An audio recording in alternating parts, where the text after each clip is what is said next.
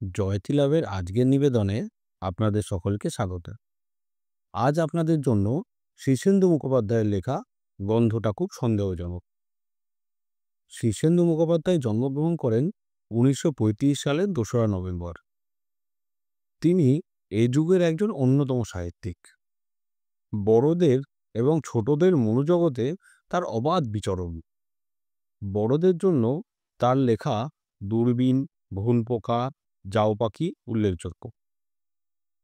ছোটদের জন্য লেখা মনুষ্যদের অদ্ভুত বাড়ি অত্যন্ত জনপ্রিয়।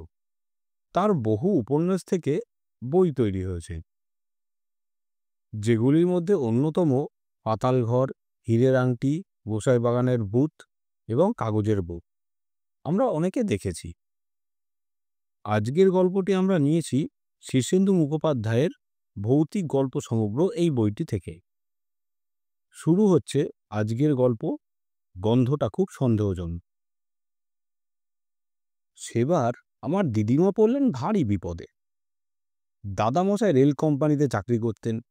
সে আজ 50 বছর আগেকার কথা। আমার মা তখনও ছোট ইজের পড়া খুকি। তখন এত সব শহর নগর ছিল না, লোকজনও এত দেখা যেত না। চারধারে কিছু গাছগাছালি, জঙ্গল টঙ্গল ছিল। সেই রকমই এক নির্জন জঙ্গলের জায়গায় দাদামশাই বদলি হলেন। উত্তর বাংলার দুমহানিতে মালগাড়ির গার্ড ছিলেন, তাই প্রায় সময় তাকে বাড়ির বাইরে থাকতে হতো। কখনো এক নাগাড়ে 3, 4 কিংবা 7 দিন। তারপর ফিরে এসে হয়তো একদিন মাত্র বাসায় থাকতেন, ফের মালগাড়ি করে চলে যেতেন। আমার মায়েরা 5 বোন আর 4 ভাই। দিদিমা এই মোট 9 জন ছেলেমেয়ে নিয়ে বাসায় থাকতেন। ছেলেমেয়েরা সবাই তখন ছোট ছোট, কাজেই দিদিমার ঝামেলার অন্ত নেই। এমনিতেই দোমোহানি জায়গাটা ভারী সুন্দর আর নির্জন স্থান। বেটে বেটে লিচু গাছে ছাওয়া, পাথরকুচি ছড়ানো রাস্তা, সবুজ মাঠ আর কিছু জঙ্গলও ছিল। লোকজন বেশি নয়। একধারে রেলের সাহেবদের পাকা কোয়ার্টার, আর অন্য ধারে রেলের বাবুদের জন্য আধপাকা কোয়ার্টার। একটা স্কুল ছিল ক্লাস 8 পর্যন্ত। একটা রেলের ইনস্টিটিউট ছিল, যেখানে প্রতি বছর 2-3 বার কেদার রায় বা টিপু সুলতান নাটক হতো। রেলের বাবুরা দল বেঁধে গ্রীষ্মকালে ফুটবল খেলতেন, শীতকালে ক্রিকেট। বড় সাহেবরা সে খেলা দেখতে আসতে। মাঝে মাঝে সবাই দল বেঁধে তিস্তা নদীর ধারে বা জয়ন্তিয়া পাহাড়ে চড়ুই ভাতিতেও যাওয়া হতো। ছোট আর নির্জন হলেও বেশ আমোদের জায়গা ছিল এই দোমোহানি। দোমোহানিতে যাওয়ার পরই কিন্তু সেখানকার পুরনো লোকজনেরা এসে প্রায় দাদামশাই আর দিদিমাকে একটা বিষয়ে খুব হুঁশিয়ার করে দিয়ে যেতে। কেউ কিছু ভেঙে বলতেন না। যেমন স্টোর কিপার অক্ষয় সরকার দাদামশাইকে একদিন বলেন, এই জায়গাটা কিন্তু তেমন ভালো নয় চাটুজ্জে, লোকজন সব বাজিয়ে নেবেন, হুটহাট যাকে তাকে ঘর ধরে ঢুকতে দেবেন না। কিংবা আর একদিন পাশের বাড়ির পালিত গিন্নি এসে দিদিমাকে হেসে হেসে বলে গেলেন, নতুন এসেছেন, বুঝবেন সব আস্তে আস্তে, চোখ কান নাক সব ভালো করে খোলা রাখবেন, কিন্তু ছেলেপুলেদেরও সামলে রাখবেন। এখানে কারা সব আছে তারা ভালো নয়। দিদিমা ভয় খেয়ে বললেন, কাদের কথা বলছেন দিদি? পালিত গিন্নি শুধু বললেন, সে আছে, বুঝবেন খন। তারপর থেকে দিদিমা একটু ভয়ে ভয়ে থাকতে লাগি। একদিন হলো কি, পুরনো ঝি সুখিয়ার দেশ থেকে চিঠি এল যে তার ভাসুরপোর খুব বেমার হয়েছে, তাই তাকে যেতে হবে। 1 মাসের ছুটি নিয়ে সুখিয়ার দেশে চলে গেল। দিদিমা নতুন ঝি খুঁজছেন। তা হঠাৎ করে পরদিন সকালেই একটা আধবয়সী বউ এসে বললে, ঝি রাখবেন নাকি? দিদিমা দোনামোনা করে তাকে রাখে। সে দিব্যি কাজকর্ম করে, খায় দায়, বাচ্চাদের গল্প বলে ভোলাই। দিন 2 পর পালিত গিন্নি একদিন সকালে এসে বললেন, নতুন ঝি রাখলেন নাকি দিদি? ওই দেখি তাকে। দিদিমা ডাকতে গিয়ে দেখেন কলতলায় এঁটো বাসন রেখে ঝি কোথায় হাওয়া হয়ে গেছে। অনেক ডাকাডাকিতেও পাওয়া গেল না। পালিত গিন্নি মুচকি হেসে বললেন, ওদের ওই রকমই ধারা। ঝিটার নাম কি বলুন তো? দিদিমা বললেন, কমলা। পালিত গিন্নি মাথা নেড়ে বললেন, চিনি, হালদার বাড়িতে ওকে রেখেছিল। দিদিমা অতিষ্ঠ হয়ে বললেন, কি ব্যাপার বলুন তো? পালিত গিন্নি শুধু শ্বাস ফেলে বললেন, সব খুলে কি বলা যায়? এখানে এই হচ্ছে ধারা, কোনটা মানুষ আর কোনটা মানুষ নয় তা চেনা ভারী মুশকিল। এবার দেখে শুনে একটা মানুষই রাখুন। এই বলে চলে গেলেন পালিত গিন্নি। আর দিদিমা আকাশ পাতাল ভাবতে লাগল। কমল অবশ্য একটু বাদেই ফিরে এলো। দিদিমা তাকে ধমক দিয়ে বললেন, কোথায় গিয়েছিলে কমলা? সে মাথা নিচু করে বলল, ও মা, লোকজন এলে আমাকে সামনে ডাকবেন না, আমি বড় লজ্জা পাই। কমলা থেকে গেল, কিন্তু দিদিমার মনের খটকা ভাবটা গেল না। ওদিকে দাদামশায়েরও এক বিচিত্র অভিজ্ঞতা হলো। একদিন লাইনে গেছেন, নিশুতি রাতে মালগাড়ি যাচ্ছে ডুয়ার্সের গভীর জঙ্গলের ভেতর দিয়ে। দাদামশাই ব্রেক ভ্যানে বসে ঝিমোচ্ছেন। হঠাৎ গাড়িটা দাঁড়িয়ে গেল। তা মালগাড়ি যেখানে সেখানে দাঁড়ায়, স্টেশনের কয়েন্সম্যান আর অ্যাসিস্ট্যান্ট স্টেশন মাস্টাররা অনেক সময় রাত বিরেতে ঘুমিয়ে পড়ে, সিগন্যাল দিতে ভুলে যায়। সে আমলে এরকম হামেশায় হতো। সেরকম কিছু হয়েছে ভেবে দাদামশাই বাক্স থেকে পঞ্জিকা বার করে পড়তে লাগলেন। পঞ্জিকা পড়তে তিনি বড় ভালোবাসতেন। গাড়ি দাঁড়িয়ে আছে তো আছেই। হঠাৎ দাদামশাই শুনতে পেলেন ব্রেক ভ্যানের পেছনে লোহার সিঁড়ি বেয়ে কে যেন গাড়ির ছাদে উঠছে। দাদামশাই মুখ বার করেও কাউকে দেখতে পেলেন না। ফের শুনলেন একটু দূরে কে যেন ওয়াগনের পাল্লা খোলার চেষ্টা করছে। খুব চিন্তায় পড়ে গেলেন দাদামশাই। ডাকাতরা অনেক সময় স্যাট করে সিগন্যাল বিগড়ে দিয়ে গাড়ি থামায়, মালপত্র চুরি করে। তাই তিনি সরজমিনে দেখার জন্য গাড়ি থেকে হাতবাতিটা নিয়ে নেমে পড়লেন। লম্বা ট্রেন, তার একদম ডগায় ইঞ্জিন। হাঁটতে হাঁটতে এসে দেখেন লাল সিগন্যাল ইতিমধ্যে সবুজ হয়ে গেছে, কিন্তু ড্রাইভার আর ফায়ারম্যান কয়লার ঢিপির ওপর গামছা পেতে শুয়ে অঘরে ঘুমাচ্ছে। ওদেরও দোষ নেই, অনেকক্ষণ নাগারে ডিউটি দিচ্ছে, একটু ফাঁক পেয়েছে কি ঘুমিয়ে পড়েছে। বহু ঠেলাঠেলি করে তাদের তুললেন দাদামশাই। তারপর ফের লম্বা গাড়ি পার হয়ে ব্রেক ভ্যানের দিকে ফিরে আসতে লাগলে। মাঝামাঝি এসেছেন, হঠাৎ শোনেন ইঞ্জিন হুইসেল দিল। গাড়িও ক্যাচকোচ করে চলতে শুরু করলো। তিনি তো অবাক। ব্রেক ভ্যানে ফিরে গিয়ে তিনি সবুজ বাতি না দেখালে ট্রেন তো ছাড়ার কথা নয়। তাই দাদামশাই হাঁ করে চেয়ে রইলেন। অবাক হয়ে দেখেন ব্রেক ভ্যান থেকে অবিকল গার্ডের পোশাক পরা একটি লোক হাতবাতি তুলে সবুজ আলো দেখাচ্ছে ড্রাইভারকে। ব্রেক ভ্যানটা যখন দাদামশাইকে পার হয়ে যাচ্ছে, তখন লোকটা তার দিকে চেয়ে ফিক করে হেসে গেল। বহু কষ্টে দাদামশাই সেবার ফিরে এসেছিলেন। সেবার ম্যাজিশিয়ান ভট্টাচার্য চা বাগানগুলোতে ঘুরে ঘুরে ম্যাজিক দেখিয়ে দোমোহানিতে এসে পৌঁছেছিলেন। তিনি এলেবেলে খেলা দেখাতেন, দড়ি কাটার খেলা, তাসের খেলা, আগুন খাওয়ার খেলা। তা দোমোহানির মতো গঞ্জ জায়গায় সে খেলা দেখতেই লোক ভেঙে পড়ল। ভট্টাচার্য স্টেজের উপর দাঁড়িয়ে প্রথমে একটু বক্তৃতা করছিলেন, হাতে ম্যাজিকের ছোট্ট কালো একটা লাঠি।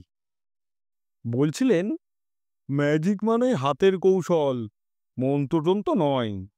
আপনারা যদি কৌশল ধরে ফেলেন তাহলে দয়া করে চুপ থাকবেন, কেউ যেন স্টেজে টর্চের আলো ফেলবেন না, ইত্যাদি। এইসব বলছেন, ম্যাজিক তখনও শুরু হয়নি। হঠাৎ দেখা গেল তার হাতের লাঠিটা হঠাৎ শূন্যে উঠে ডিগবাজি খেল। তারপর আবার আস্তে আস্তে ফিরে এলো ম্যাজিশিয়ানের হাতে। প্রথমেই এই আশ্চর্য খেলা দেখে সবাই প্রচণ্ড হাততালি দিল, কিন্তু প্রফেসর ভট্টাচার্যের মুখ গম্ভীর হয়ে গেল। এর পরের খেলা ব্ল্যাকবোর্ডে দর্শকেরা চক দিয়ে যা খুশি লিখবেন, আর প্রফেসর ভট্টাচার্য চোখ বাঁধা অবস্থায় তা বলে দেবেন। কিন্তু আশ্চর্য, প্রফেসর ভট্টাচার্যের এই খেলাটা মোটেই সেরকম হলো না। দর্শকেরা গিয়ে গিয়ে ব্ল্যাকবোর্ডে লিখবেন এই নিয়ে ওকে ঠেলছেন। প্রফেসর ভট্টাচার্য চোখের উপর ময়দার নেচি আর কালো কাপড় বেঁধে দাঁড়িয়ে সবাইকে বলছেন, চলে আসুন, সংকোচের কিছু নেই, আমি বাঘ ভাল্লুক নই, ইত্যাদি। সে সময়ে হঠাৎ দেখা গেল কেউ যাওয়ার আগেই টেবিলের উপর রাখা চকের টুকরোটা নিজে থেকেই লাফিয়ে উঠল এবং শূন্যে ভেসে গিয়ে ব্ল্যাকবোর্ডের উপর লিখতে লাগলো, professor Bhattacharya is the best magician of the world. এই অসাধারণ খেলা দেখে দর্শকেরা ফেটে পড়ল উল্লাসে। আর ভট্টাচার্য কাঁদো কাঁদো হয়ে চোখ বাঁধা অবস্থায় বলতে লাগলেন, কি হয়েছে, হ্যাঁ কি হয়েছে? এবং তারপর তিনি আরো গম্ভীর হয়ে গেলেন। আগুন খাওয়ার খেলাতেও আশ্চর্য ঘটনা ঘটালেন তিনি। কথা ছিল মশাল জেলে সেই মশালটা মুখে পুড়ে আগুনটা খেয়ে ফেলবেন তিনি। তাই করলেন, কিন্তু তারপরেই দেখা গেল ভট্টাচার্য হা করতেই তার মুখ থেকে সাপের জিভের মতো আগুনের হলকা বেরিয়ে আসছে। পরে তাসের খেলা যখন দেখাচ্ছিলেন তখনও দেখা গেল কথা বলতে গেলেই আগুনের হলকা বেরোয়। দর্শকেরা দাঁড়িয়ে উঠে হাততালি দিতে লাগল, কিন্তু ভট্টাচার্য খুব কাঁদো কাঁদো মুখে 4, 5, 7 গ্লাস জল খেতে লাগলেন স্টেজে দাঁড়িয়েই। তবু হা করলে আগুনের হলকা বেরোয়। তখনকার মফস্বল শহরে নিয়ম ছিল, বাইরে থেকে কেউ এরকম খেলা টেলা দেখাতে এলে তাকে কিংবা তার দলকে বিভিন্ন বাসায় সবাই আশ্রয় দিতে। প্রফেসর ভট্টাচার্য আমার মামার বাড়িতে উঠেছিলেন। রাতে খেতে বসে দাদামশাই তাকে বললেন, আপনার খেলা গণপতির চেয়েও ভালো, অতি আশ্চর্য খেলা। ভট্টাচার্যও বললেন, হ্যাঁ অতি আশ্চর্য খেলা, আমিও এরকম আর দেখিনি। দাদামশাই অবাক হয়ে বললেন, সে কি, এ তো আপনিই দেখালেন। ভট্টাচার্য আমতা আমতা করে বললেন, তা বটে, আমিই তো দেখালুম, আশ্চর্য। তাকে খুবই বিস্মিত মনে হচ্ছিল। দাদামশাইয়ের বাবা সেবার বেড়াতে এলেন দোমোহানিতে। বাসায় পা দিয়েই বললেন, তোদের ঘর দোরে একটা আস্তে গন্ধ কেন রে? সবাই বলল, আস্তে গন্ধ, কই আমরা তো পাচ্ছি না। দাদামশাইয়ের বাবা ধার্মিক মানুষ, খুব পণ্ডিত লোক, মাথা নেড়ে বললেন, আলবাত আস্তে গন্ধ, সে শুধু তোদের বাসাতেই নয়, স্টেশনে নেমেও গন্ধটা পেয়েছিলাম। পুরো এলাকাতেই যেন আস্তে আস্তে গন্ধ একটা। কমলা দাদামশাইয়ের বাবাকে দেখেই গা ঢাকা দিয়েছিল। অনেক ডাকাডাকিতেও সামনে এলো না। দিদিমা তখন ভারী মুশকিল, একা হাতে সব কাজ করতে হচ্ছে। দাদামশাইয়ের বাবা সব দেখে শুনে খুব গম্ভীর হয়ে বললেন, এসব ভালো কথা নয়, গন্ধটা খুব সন্দেহজনক। সেদিনই বিকেলে স্টেশন মাস্টার হরেন সমাদ্দারের মা এসে দিদিমাকে আড়ালে ডেকে বললেন, কমলা আমাদের বাড়িতে গিয়ে বসে আছে।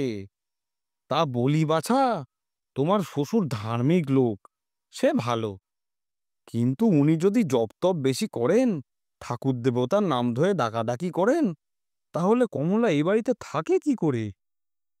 দিদিমা অবাক হয়ে বললেন, এসব কি কথা বলছেন মাসিমা? আমার শ্বশুর জপ তপ করলে কমলার অসুবিধা কি? সমাদ্দারের মা তখন দিদিমার থুতনি নেড়ে দিয়ে বললেন, ও হরি, তুমি বুঝি জানো না? তাই বলি বাছা, দোমোহানি সবাই জানে যে এ হচ্ছে ওই দলেরই রাজত্ব। ঘরে ঘরে ওরাই ঝি চাকর খাচ্ছে। বাইরে থেকে চেহারা দেখে কিছুই বুঝবে না, তবে ওরা হচ্ছে তারা। কারা? দিদিমা তবু অবাক। বুঝবে বাপু, বুঝবে, রোশো, বলে সমাদ্দারের মা চলে গেলে। তা কথাটা মিথ্যে নয়। দোমোহানিতে তখন ঝি চাকর কিংবা কাজের লোকের বড় অভাব। ডুয়ার্সের ম্যালেরিয়া, কালাজ্বর, মশা আর বাঘের ভয়ে কোনো লোক সেখানে যেতে চায় না। যাদের না গিয়ে উপায় নেই তারাই যায়, আর গিয়েই পালাই পালাই করে।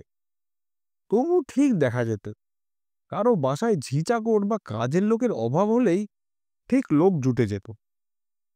স্টেশন মাস্টার সমাদ্দারের ঘরে একবার দাদামশাই বসে গল্প করছিলেন। সমাদ্দার একটা চিঠি লিখছিলেন। সেটা শেষ করেই ডাকলেন, ওরে, কে আছিস? বলা মাত্র একটা ছোকরা মতো লোক এসে হাজির। সমাদ্দার তার হাতে চিঠিটা দিয়ে বললেন, যা, এটা ডাকে দিয়ে আই।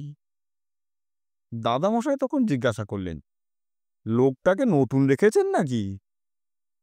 সমাদ্দার মাথা নেড়ে বললেন, না না, 5-4 মাস খেটে দিয়ে যায় আর কি। খুব ভালো ওরা, ডাকলেই আসে, লোক টোক নয়। ওরা হচ্ছে ওরাই। তাই তো, মামাদের বাড়িতে প্রাইভেট পড়াতেন ধর্মদাস নামে একজন বেটে আর ফর্সা ভদ্রলোক। তিনি থিয়েটারে মেয়ে এসেছে এমন মিহি গলায় পাঠ করতেন যে বোঝাই যেত না তিনি মেয়ে না ছেলে। সেবার সিরাজউদ্দৌলা নাটকে তিনি লুৎফা, গিরিশ ঘোষের নাটক। কিন্তু নাটকের দিনই তার ম্যালেরিয়া চাগিয়ে উঠল। লেপ চাপা দিয়ে কোঁ কোঁ করছেন। নাটক প্রায় শিখেই ওঠে। কিন্তু ঠিক দেখা গেল নাটকের সময় লুৎফার অভাব হয়নি। একেবারে ধর্মদাস মহাশয় যেন গোঁফ কামিয়ে আগাগোড়া নিখুঁত অভিনয় করে গেলেন। কেউ কিচ্ছু টের পেল না।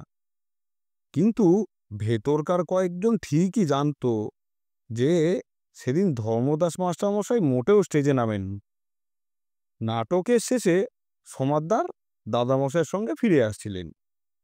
বললেন, দেখলেন তেমন কার্যোদ্ধার হয়ে গেল, একটু খনা সুরও কেউ টের পায়নি। দাদামশাই তখন চেপে ধরলেন সমাদ্দারকে। মশাই, রহস্যটা কি একটু খুলে বলবেন?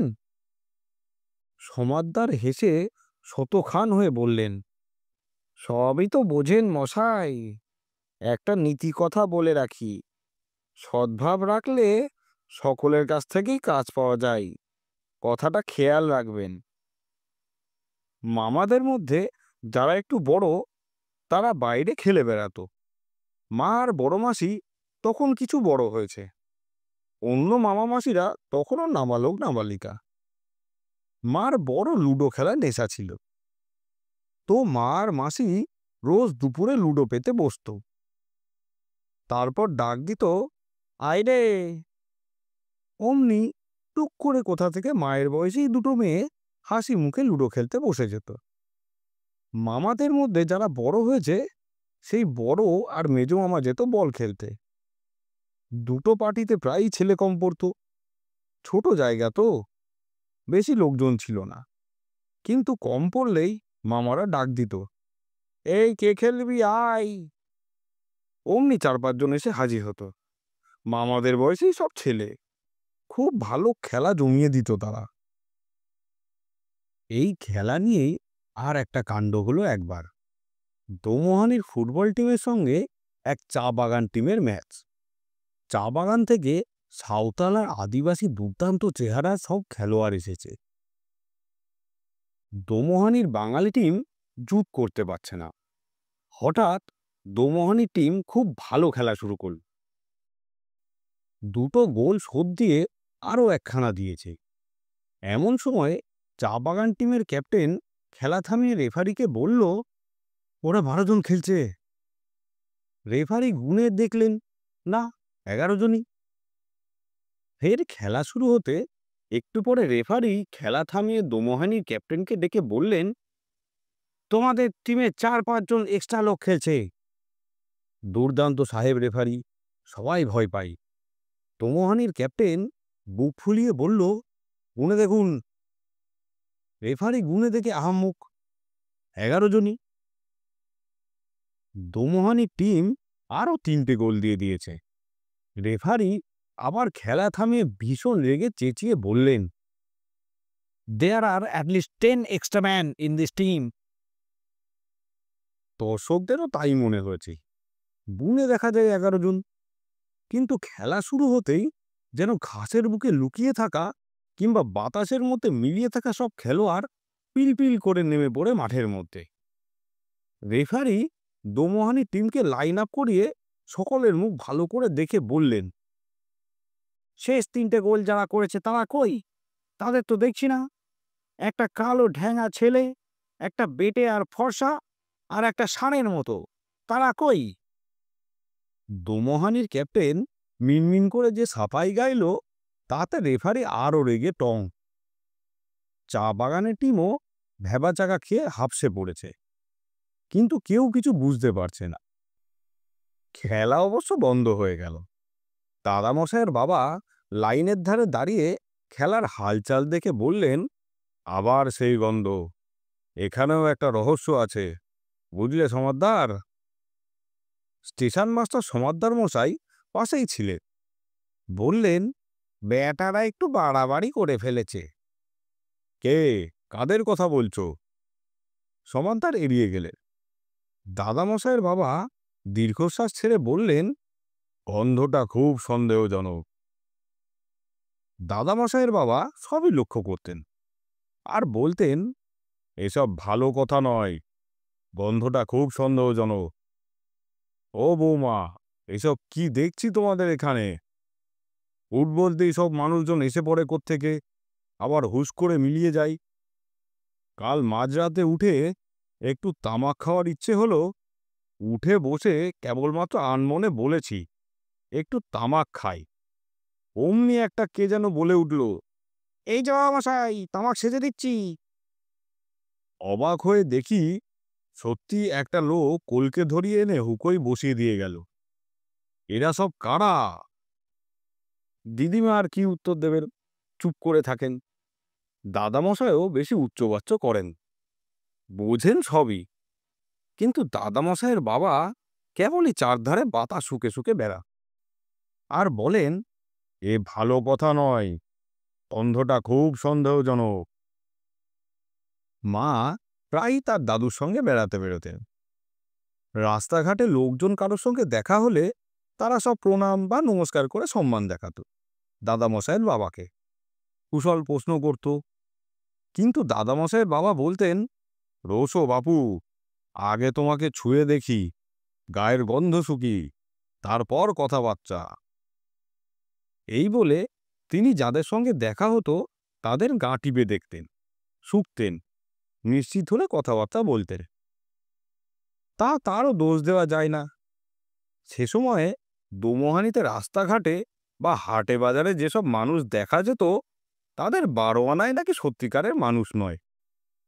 তা নিয়ে অবশ্য কেউ মাথা ঘামাতো না, সকলেরই অভ্যেস হয়ে গেছি। অভ্যাস জিনিসটাই ভারী অদ্ভুত।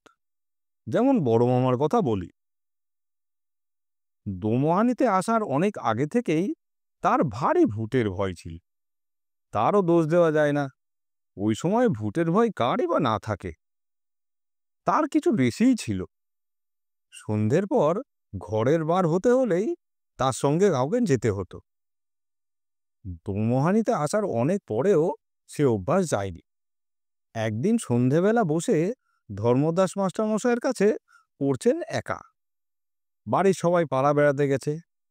ঠিক সেই সময়ে তার বাথরুমে যাওয়ার দরকার হলো। মাস্টারমশাইকে তো আর বলতে পারেন না, আপনি আমার সঙ্গে দাঁড়ান। তাই বাধ্য হয়ে ভেতর বাড়িতে এসে অন্ধকারকে উদ্দেশ্য করে বললেন, এই শুনছিস? অমনি একটা সমবয়সী ছেলে এসে দাঁড়ালো। কি বলছ? আমি একটু বাথরুমে যাব, আমার সঙ্গে একটু দাঁড়াবি চল তো। সেই শুনে ছেলেটা তো হেসে কুটোপাটি, বলল, দাঁড়াবো কেন? তোমার কিসের ভয়? বড় মামা ধমক দিয়ে বলেন, হ্যাচফ্যাচ করিস না, দাঁড়াতে বলছি, দাঁড়াবি। ছেলেটা অবশ্য দাঁড়ান। বড় মামা বাথরুমের কাজ ছেড়ে এলে ছেলেটা বলল, কিসের ভয় বললে না তো? বড় মামা গম্ভীর হয়ে বললেন, ভূতের। ছেলেটা হাসতে হাসতেই মিলিয়ে গেল। বড় মামা রেগে বিড়বিড় করে বললেন, খুব ফাজিল হয়েছে তোমরা। তা এরকম সব হতো দোমোহানিতে, কেউ গা করতো না। কেবল দাদামশাইয়ের বাবা বাতাস শুকতেন, লোকের গা শুকতেন। একদিন বাজার থেকে ফেরার পথে তার হাতে মাছের ছোট্ট খালুই। তাতে শিঙি মাছ নিয়ে আসছিলেন। তো একটা মাছ মাঝপথে খালুই বেয়ে উঠে রাস্তায় পড়ে পালাচ্ছে। দাদামশাইয়ের বাবা সেই মাছ ধরতে হিমশিম খাচ্ছেন, ধরলেই কাটা দেয় যদি। এমন সময় একটা লোক খুব সহৃদয়ভাবে এসে মাছটাকে ধরে খালুইতে ভরে দিয়ে চলে যাচ্ছিল।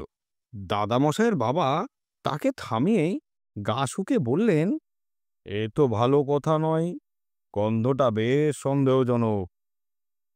তুমি কে হে? হ্যাঁ, কারা তোমরা? এই বলে দাদামশাইয়ের বাবা তার পথ আটকে দাঁড়ালেন। লোকটা কিন্তু ঘাবড়ালো না। হঠাৎ ঝুঁকে দাদামশাইয়ের বাবার গা শুকে সেও বলল, এ তো ভালো কথা নয়, গন্ধটা বেশ সন্দেহজনক। আপনি কে বলুন তো? হ্যাঁ, কে? এই বলে লোকটা হাসতে হাসতে বাতাসে অদৃশ্য হয়ে গেল। দাদামশাইয়ের বাবা আর গন্ধের কথা বলতেন না, একটু গম্ভীর হয়ে থাকতেন ঠিকই। ভূতের অপমানটা তার পেস্টিজে খুব লেগেছিল। একটা ভূত গা শুকে এই কথা বলে গেছে, ভাবা যায়? আজ আপনারা শুনলেন শীর্ষেন্দু মুখোপাধ্যায়ের গল্প গন্ধটা খুব সন্দেহজনক।